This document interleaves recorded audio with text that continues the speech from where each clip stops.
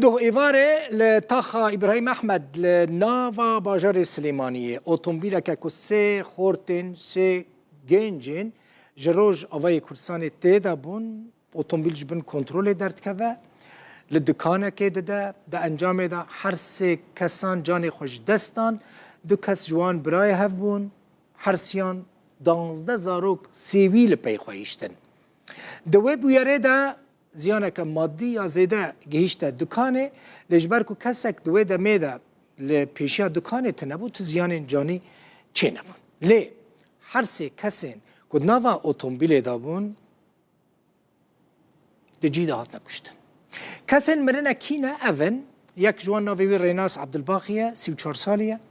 آراس عبدالباقیه 32 سالیه برای هون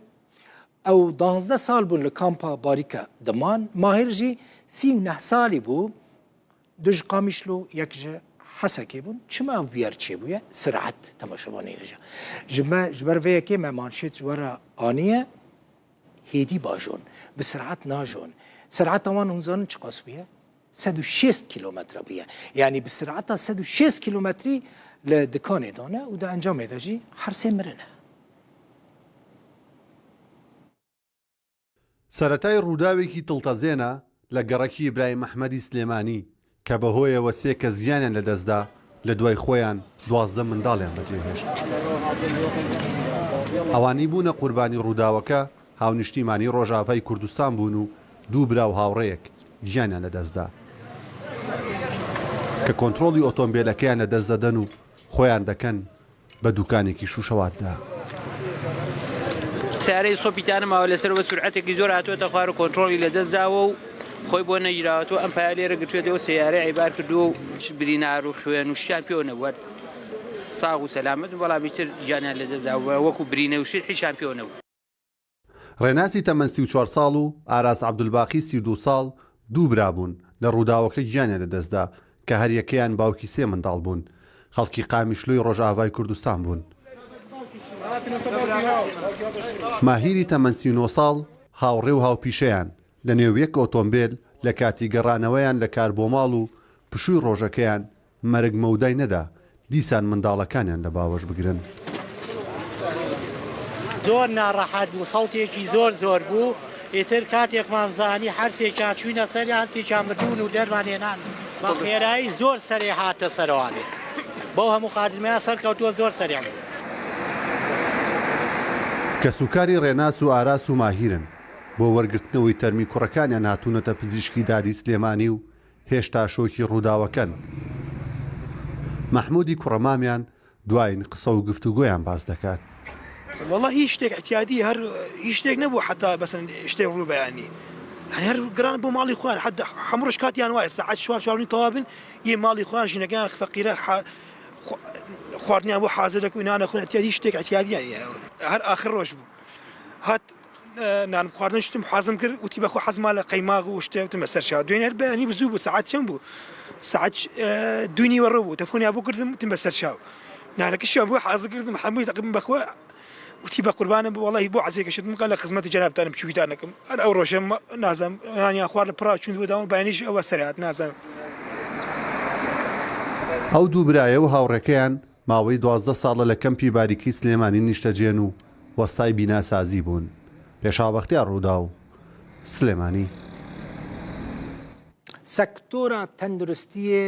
لە ڕۆژئاوای کوردستانی بگشتی لە باژارێ حەسەکێ لە کۆبانێ لە قامیشلۆ ڕاستی گەلێک زەحمەتیان تێن. گازنە وڵاتیان ژوەیەکەیە و ڕەوشە تەندروستیە کارتە تەندروستیە لە وان باژاران گەلێکی خراپە تایبەتی حەسەکێ. نەخۆشخانەیەن تایبەت هەنە لە گۆری هەژاریە کو هەیە لە گۆری داهاتە کێم یا خەلکێ ئەو نەخۆشخانەیەن تایبەت گەلێکی بەهانە دەرمانتنە دەرمانی کو هەیە بەهایە نایەکردین. نەخۆشخانەیەن گشتیەن پسپۆر لە باژارێ حەسەکێ تونەنە نەتەنێ لە حەسەکێ لە جێهێن دنجی گەلێک جوڕەیەن دەرمانان هەنە کۆ پێویستیان نەخۆشان پێ هەیە ئەو ژی لە بازارێ پەیدا نابن.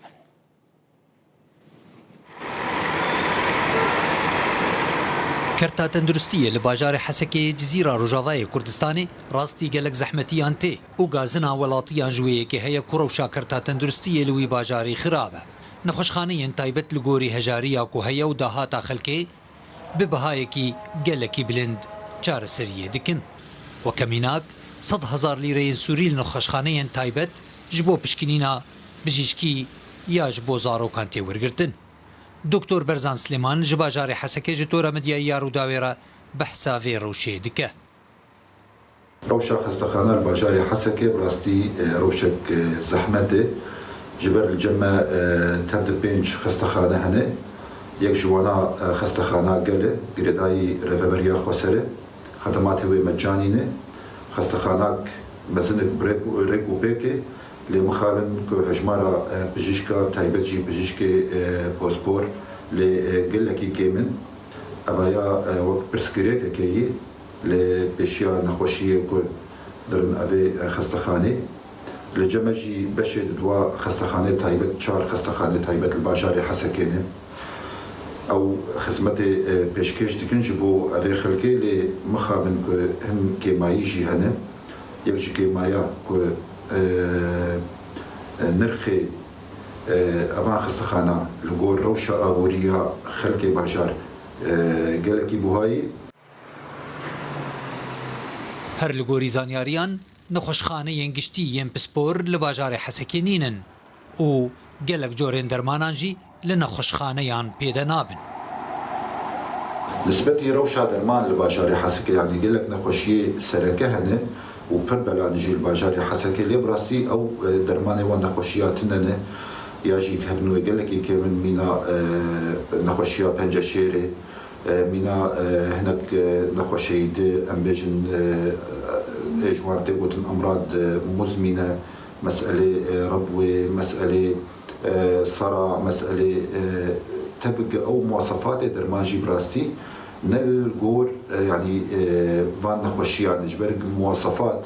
yanî xas di van çet salê dawî de gelkî kêm bûne. کریزا ئاوێ و پیسبوونا کەشوهەوایە ڕەوشا تەندروستیە لە حەسەکێ زەحمەت و دژوارتر کریە.